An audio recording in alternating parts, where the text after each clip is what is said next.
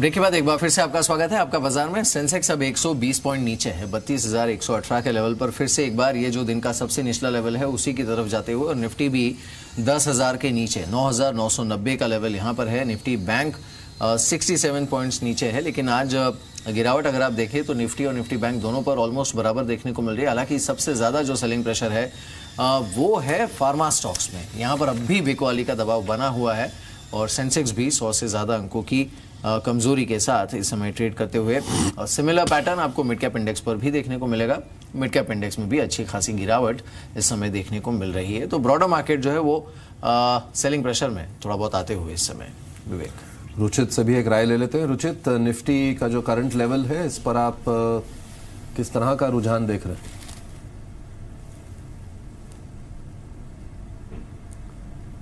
I think जो अगर markets में हम थोड़ा लंबी अवधि का अगर एनालिसिस करिए तो मंथली चार्ट्स पे डेफिनेटली 10,100 से 10,150 की रेंज में एक स्ट्रॉन्ग रेजिस्टेंस था। यूजुअली जब ऑल टाइम हाई पे आता है तो हम प्रीवियस अप मूव्स आते हैं उनका एक्सटेंशन लेके टारगेट प्रोजेक्शंस करते हैं, और मंथली चार्ट पे जो प्रीवियस अप मूव के टारगेट प्रोजेक्शन 10,100 के आसपास ही आ रहे थे। तो कहीं ना कहीं एक ओवरबॉट जोन में भी है, जो टारगेट्स है वो भी मेट हो गए हैं, और ओवरबॉट जोन में आरएसआई में भी देखें तो एक नेगेटिव क्रॉस ओवर आया है। तो ये सब एक साइंस है कि यहाँ पे कंसोलिडेशन फेज हमें देखने मिलना चाहिए। तो हम एक्सपेक्ट कर रहे हैं कि ये पूरा जो सीरीज़ है या ये महीना जो है उसमें more of A consolidation phase देखेंगे रादर देन कोई ट्रेंडेड मूव हम इसी डायरेक्शन में देखेंगे। 9,950 से 9,920 का रेंज रहेगा जो एक सपोर्ट एक्ट करेगा। अगर आप शॉर्ट टर्म ट्रेडर है तो 9950 9920 की रेंज में खरीदारी करें, और जैसे ऊपर 10,100 के आसपास आता है तो वहाँ पे बिकवाली करें। यही एक ट्रेडिंग स्ट्रेटेजी रहेगी ये पूरे महीने के लिए। चलिए, जोधपुर से युवराज है हमारे साथ फोन लाइन पर। युवराज नमस्कार, गुड मॉर्निंग।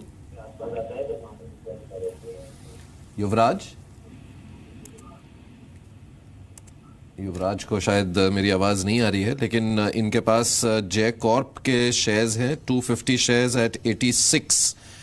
गौरंग, क्या राय देंगे इनको आप? माफी चाहूंगा विवेक, मुझे तो समझ में नहीं आता ये जय कॉर्प कंपनी करती क्या है। बार बार कोशिश की, शायद मेरी समझ कमी रह रही। बिल्कुल, खैर ये बात तो आपकी सही है, और वैसे भी ये टिपिकल एक पंटिंग स्टॉक है। ट्रेडर्स काफ़ी इस पे रहते हैं हावी। राघव हमारे साथ हैं, उनसे बात करते हैं। लुधियाना से राघव हैं हमारे साथ। राघव, मॉर्निंग टू यू, क्या सवाल है आपका?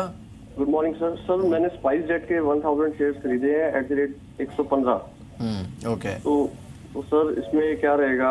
मुझे 1 मंथ की मेरा टाइम फ्रेम रहेगा इसमें। अच्छा, 1 महीने के लिए लिया था। ओके रुचित, 1 महीने के लिए लिया है इन्होंने, फिलहाल मुनाफे में है। 115 की इनकी खरीद है। मार्केट जिस तरह का है, ये रखें क्या 1 महीने तक पोजीशन ओपन?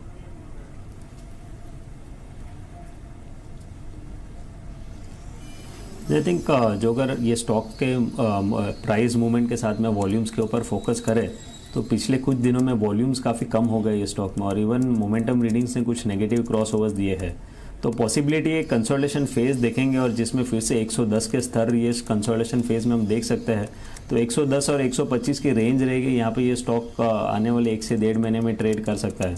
तो जो अगर इनको, क्योंकि इनका एक ट्रेडिंग का ही नज़रिया है, तो 123 124 के आसपास आता है या 125 के जो हायर एंड है उसके जितने नज़दीक आता है, तब आप ये स्टॉक में से एग्जिट करने की सलाह रहेगी, क्योंकि इमीडिएट टर्म्स पे कोई बड़े गेन्स या बड़े अपमूव्स ये स्टॉक में एक्सपेक्ट नहीं कर रहे हैं।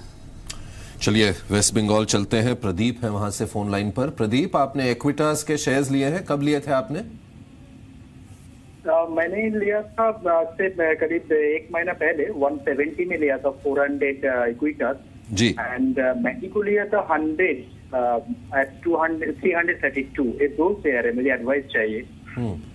और आप ये शॉर्ट टर्म के लिए लिए थे आपने? इफ नो, दोनों at least mid term, if not long term then it is mid term के लिए लिया था। मिड टर्म के लिए लिए थे आपने, ओके। गौरंग, आप बताएंगे क्या करना चाहिए इक्विटास को लेके? इनको लॉस में है थोड़ा। तो मिड टर्म की परिभाषा है, उसमें परिवर्तन करें। पहले तो लॉन्ग टर्म में उसको तब्दील कीजिए, और उस लिहाज से अगर खराब बाजार में करेक्शन होता है और अगर आपके पास और शेयर खरीदने की क्षमता है लंबी अवधि के नजरिए से, 135 140 के बीच में एक बहुत ही महफूज स्तर होगा और लक्ष्य होगा ऊपर के तारीफ करीबन 195 से लेकर के 210। लेकिन विवेक, इसके लिए काफी लंबा समय लग सकता है। जिस तरीके से किसानों को ऋण माफी दी गई और जिस तरीके से बाढ़ की परिस्थिति करीबन 8 राज्यों में है, कृषि क्षेत्र पर इसका बुरा असर पड़ सकता है और माइक्रो फाइनेंस कंपनीज की जो कलेक्शन है उसमें गति थोड़ी धीमी हो सकती है। बिल्कुल। चलिए, इस बीच हरियाणा से हमारे साथ भरत हैं, हमारे अगले दर्शक। भरत, पूछिए, क्या है सवाल आपका? सर, मेरे पास सन फार्मा है 100 शेयर, ओके, 570 में। हाँ, तो मैं 3 साल के लिए रुक सकता हूँ। 3 साल के लिए रुक सकते हैं? पूछो। 3 साल के लिए। All right. चलिए, तो गौरांग, 3 साल के लिए व्यू है सन फार्मा एट 570।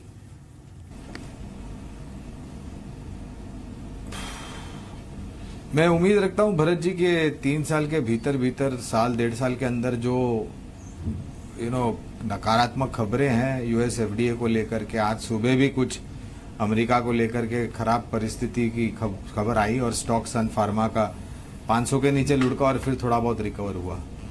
अब हमारी कवरेज है भरत जी, ये डिस्क्लोजर है मेरे तरफ से, और हमारा लक्ष्य करीबन 720 740 का है।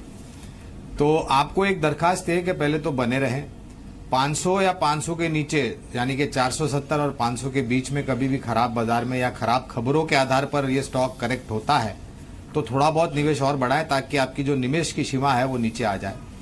और खास करके जो खबरें हैं यूएस एफडीए के जो दिक्कतें हैं उनको दूर करने के लिए मैनेजमेंट क्या कदम उठाती है और कितने जल्द यहाँ पर बेहतर आसार उजरते बना, इस पर आप नजर बनाए रखें और खबरों पर ध्यान दीजिए। 3 साल में मैं उम्मीद रखता हूं कि ये सब तकलीफों का निर्णायक तरीके से अंत हो जाएगा और शायद हमारे जो लक्ष्यांक है वो मुकम्मल हो सकते हैं।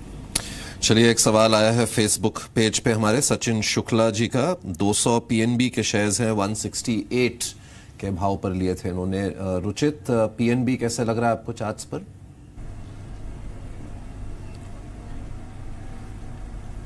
जी, ऑलरेडी पिछले 2-3 दिन में देखे तो एक अच्छा खासा करेक्शन ये स्टॉक में आया है 165 के स्तर से, और इसमें जो पोजिशनली चार्ट्स देखे तो 144-145 के बीच में एक strong at least short term support है जो इसका 200 दिन का मूविंग एवरेज है।